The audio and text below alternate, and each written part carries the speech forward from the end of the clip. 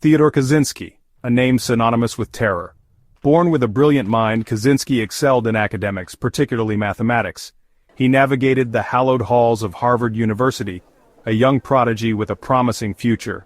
Yet behind this facade of intellectual brilliance lurked a darkness. Kaczynski retreated from the world, seeking solace in the isolation of a remote Montana cabin. The world would come to know him as the Unabomber.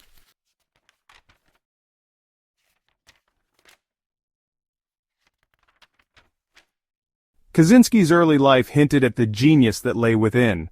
A child prodigy, he excelled in academics, graduating high school at the age of 16. His brilliance earned him a scholarship to Harvard University. Kaczynski delved into the world of mathematics, his mind grappling with complex theorems and equations. However, beneath the surface of this academic success, a storm was brewing. In a move that shocked colleagues and family, Kaczynski abruptly resigned from his position at Berkeley. He turned his back on the promising career that lay before him, choosing instead the solitude of a simple life.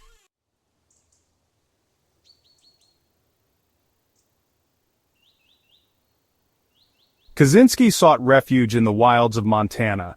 He built a small cabin near the town of Lincoln, embracing a life of self-sufficiency and isolation. Here, Kaczynski's disillusionment with society transformed into outright disdain. He began constructing sophisticated bombs, each one a deadly puzzle crafted with meticulous care. The nation watched in horror as his bombs detonated, leaving a trail of fear, destruction, and unanswered questions.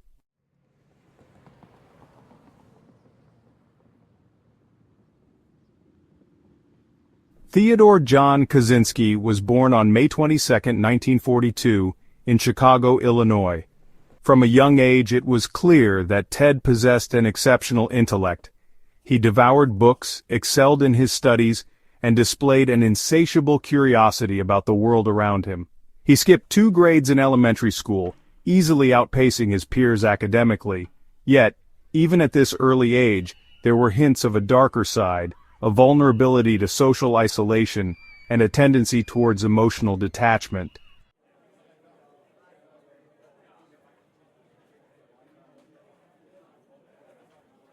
Kaczynski's academic achievements continued into high school. He excelled in mathematics and science, his mind effortlessly grasping complex concepts. He graduated high school at the astonishing age of 15, a testament to his intellectual gifts.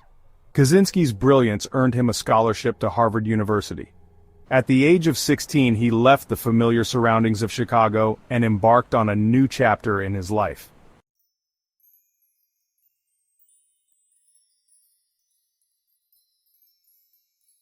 Harvard University in the late 1950s was a melting pot of intellectualism and ambition.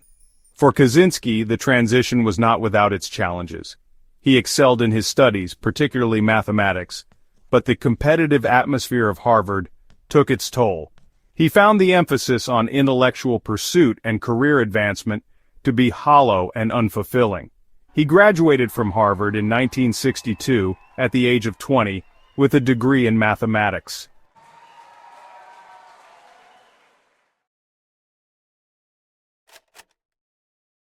Kaczynski's brilliance did not go unnoticed. In 1962, he enrolled at the University of Michigan, where he pursued a doctorate in mathematics. His doctoral dissertation was so groundbreaking that it earned him the Sumner B. Myers Prize. He was offered a teaching position at the University of California, Berkeley in 1967. Yet beneath the surface of this academic success, Kaczynski was deeply unhappy.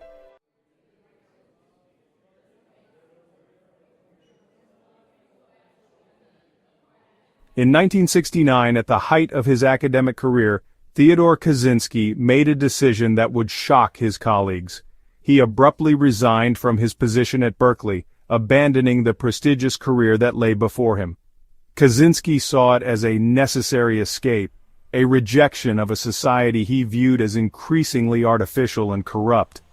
He sought refuge in the vast wilderness of Montana, drawn to its rugged beauty and isolation. He embraced a life of solitude, his only companions the animals and the elements.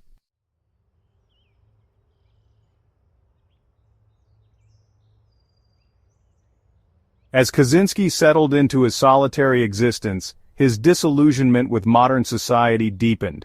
He came to view technology as the root of humanity's problems, arguing that it had created a world of alienation, inequality, and environmental degradation.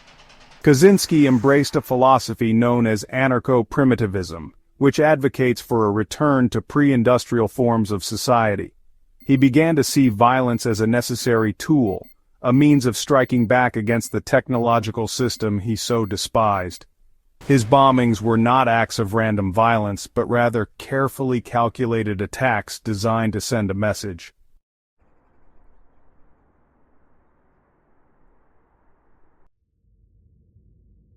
Isolated in his Montana cabin, Kaczynski meticulously channeled his rage and ideology into writing. His thoughts began to coalesce into a single explosive document, his manifesto. He titled it Industrial Society and Its Future, a 35,000-word condemnation of modern society and a call to arms. He argued that technological progress was a trap, a seductive force that promised progress but delivered only misery and alienation.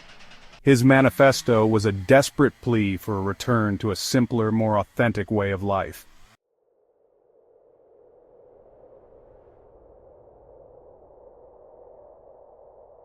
The serenity of the Montana wilderness provided cover for Kaczynski's transformation from a recluse into a domestic terrorist. In late May 1978, a package addressed to a professor at Northwestern University arrived, its unsuspecting appearance masking the danger within. The package detonated, thankfully causing only minor injuries.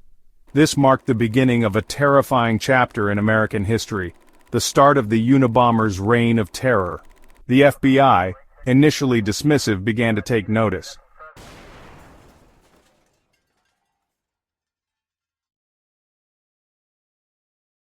Over the next 17 years, the Unabomber would strike again and again, his attacks becoming bolder, his bombs more sophisticated. Universities, airlines, and computer stores became his battlegrounds, each target carefully chosen to represent the technological society he so despised. The nation watched in horror as the body count rose. The FBI, despite their best efforts, struggled to make headway in the case. The public grappled with a growing sense of unease, their lives overshadowed by the specter of an elusive and seemingly unstoppable terrorist.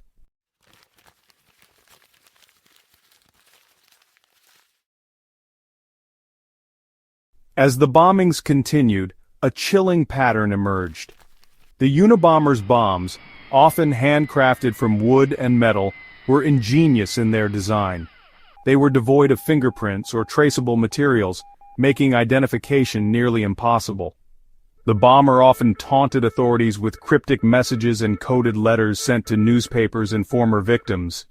These messages provided glimpses into the bomber's twisted ideology, but offered little in the way of concrete leads.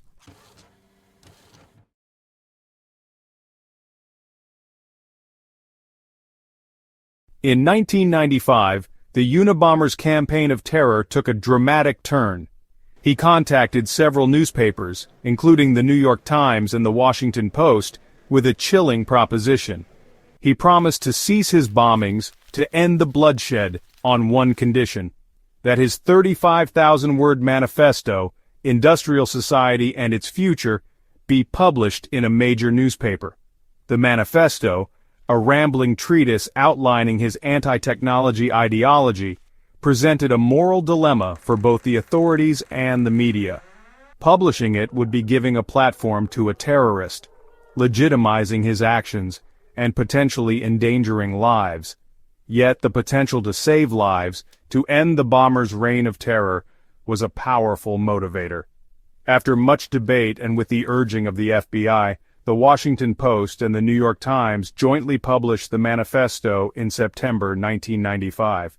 The publication sparked a national conversation, with some praising the decision to prioritize saving lives, while others condemned it as a dangerous capitulation to terrorism.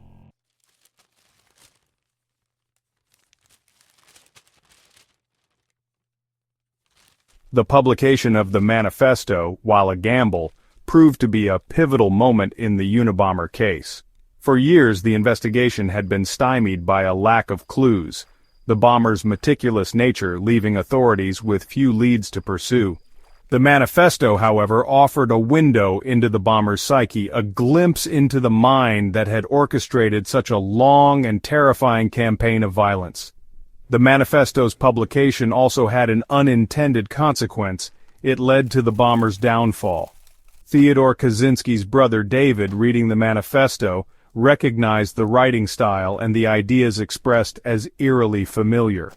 Torn between family loyalty and civic duty, David eventually contacted the FBI with his suspicions. The FBI, armed with this vital tip, descended upon Kaczynski's remote Montana cabin. Inside, they found a treasure trove of evidence bomb-making materials, drafts of the manifesto, and even a live bomb ready to be mailed. The Unabomber, the phantom who had terrorized the nation for nearly 2 decades, had finally been unmasked.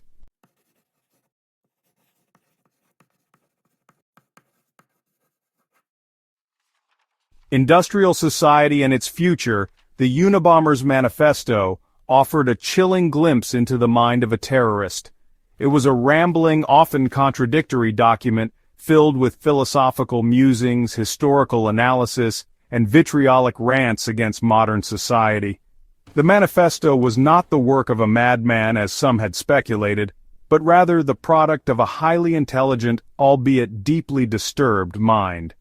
Kaczynski's writing, while often convoluted and repetitive, displayed a clear command of language and a sharp intellect. He argued his points with a chilling logic, drawing upon history, philosophy, and sociology to support his twisted worldview.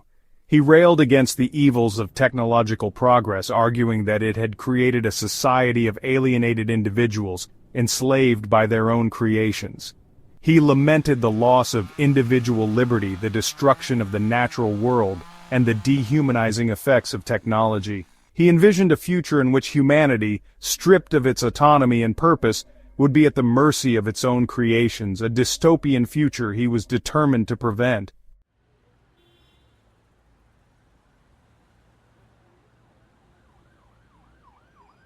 At the heart of Kaczynski's manifesto lay a deep-seated hatred for technology. He viewed technology not as a tool for progress, but as a malignant force that was destroying the fabric of society.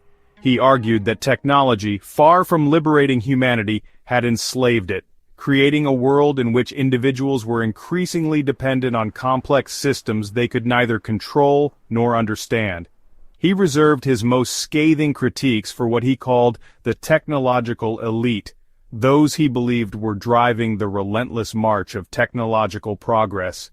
He saw them as blind to the consequences of their actions, too enamored with innovation and efficiency to recognize the damage they were inflicting upon humanity and the natural world. Kaczynski's anti-technology stance, while extreme, resonated with some who shared his anxieties about the pace of technological change and its impact on society. His writings tapped into a growing sense of unease about the pervasiveness of technology, a fear that humanity was losing control of its own creations.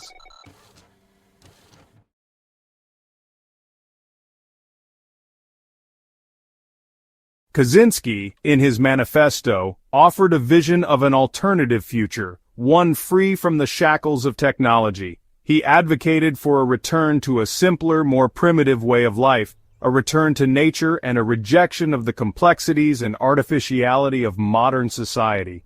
This idealized vision, rooted in the philosophy of anarcho-primitivism, was a utopian fantasy, a romanticized notion of a past that never truly existed. He failed to acknowledge the brutality and hardship that characterized pre-industrial societies. His vision of a world without technology was a world without modern medicine, without efficient agriculture, without the countless conveniences that had become integral to modern life. It was a world that, while appealing in its simplicity, was ultimately unsustainable and undesirable for the vast majority of humanity. Kaczynski's utopian vision, while flawed, highlighted a growing disconnect between humanity and the natural world, a longing for a simpler, more authentic way of life. His writings, despite their extremism, resonated with those who felt overwhelmed by the pace of modern life, who yearned for a deeper connection to nature and a sense of community often absent in technologically advanced societies.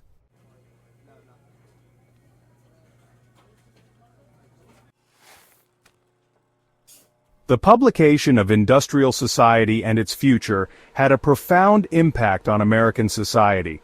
It ignited a national debate about the role of technology, the limits of free speech, and the nature of terrorism. Kaczynski, the reclusive terrorist, had forced his way into the public consciousness, his ideas, however extreme, now part of the national conversation.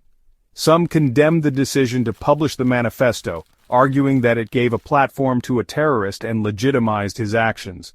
Others, however, argued that publication, while distasteful, was necessary to apprehend the bomber and potentially save lives. The manifesto's publication highlighted the challenges of balancing free speech with national security, a debate that continues to resonate in the digital age. Kaczynski's writings, despite their hateful and violent nature, also sparked a broader conversation about the unintended consequences of technological progress. His critiques, while extreme, resonated with some who shared his anxieties about the erosion of privacy, the dehumanizing effects of automation, and the growing digital divide. The Unabomber's manifesto, a testament to the power of words, served as a chilling reminder that even the most radical ideas can have far-reaching consequences.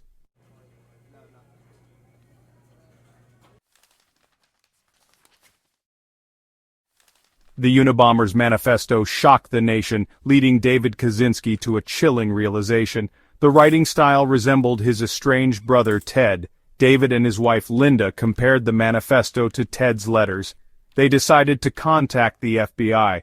The FBI initially doubted, but soon the pieces fit. The puzzle pointed directly to Theodore Kaczynski.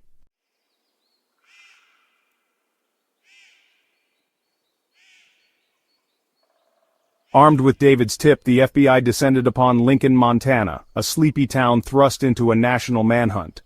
Agents surrounded Kaczynski's remote cabin, a dilapidated structure nestled amongst towering pines. The scene was surreal, a stark contrast between the tranquility of the wilderness and the gravity of the situation. The raid, conducted with the utmost caution, was like stepping back in time. The cabin, dimly lit and cluttered, was a testament to Kaczynski's Spartan existence. Books on philosophy and survivalism lined the shelves, their pages filled with handwritten notes. A rickety table held a disassembled typewriter, the very instrument used to craft the manifesto. The agents uncovered a treasure trove of incriminating evidence. Bomb-making materials, meticulously organized and labeled, lay scattered amidst tools and scraps of metal. Diaries detailed his hatred for technology and his meticulous plans for revenge. The evidence was overwhelming, leaving no doubt they had found their man. Kaczynski, disheveled and bewildered, was taken into custody without resistance. The manhunt was over, the reign of terror ended by a brother's conscience and the power of words.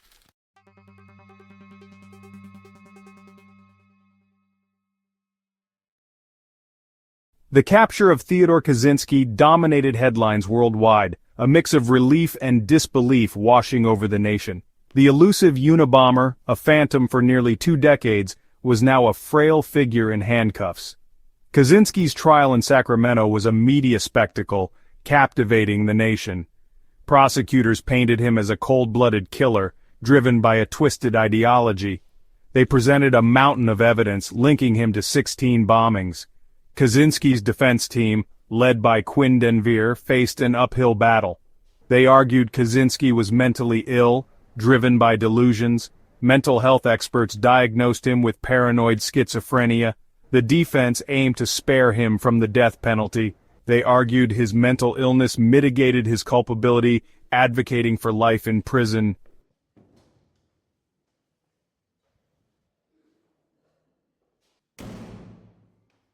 The jury found Theodore Kaczynski guilty on all counts. He was sentenced to 8 life sentences without parole. The judge called him a tortured genius and a cold-blooded killer. Kaczynski, once a brilliant mathematician, became inmate number 04475046. He was sent to ADX Florence, a supermax prison in Colorado. In 2021 he was transferred to FMC Butner due to declining health. His days now contrast sharply with his former life in the Montana wilderness. Kaczynski's legacy is a cautionary tale of brilliance consumed by rage. He symbolizes the dangers of unchecked technological advancement and human violence. Theodore Kaczynski, the Unabomber, will be studied and debated for generations.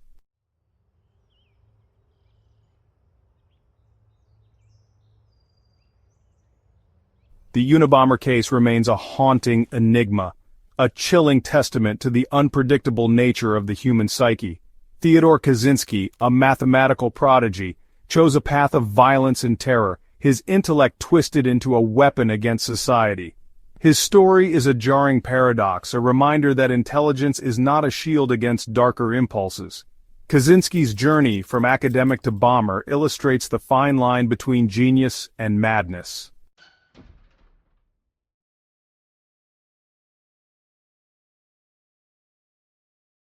The capture of Theodore Kaczynski did little to quell the unease gripping the nation.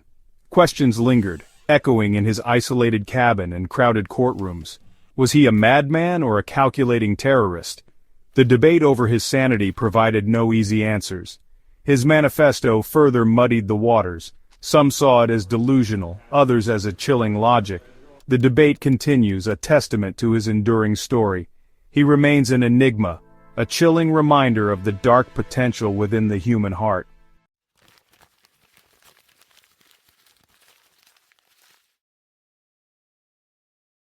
Theodore Kaczynski, the Unabomber, left an indelible mark on American society. His legacy is a complex tapestry of fear, fascination, and societal introspection. Kaczynski's writing sparked a national conversation about technology's role in our lives. His story serves as a cautionary tale about the pursuit of knowledge and progress. The Unabomber's reign of terror may be over, but his unsettling legacy endures.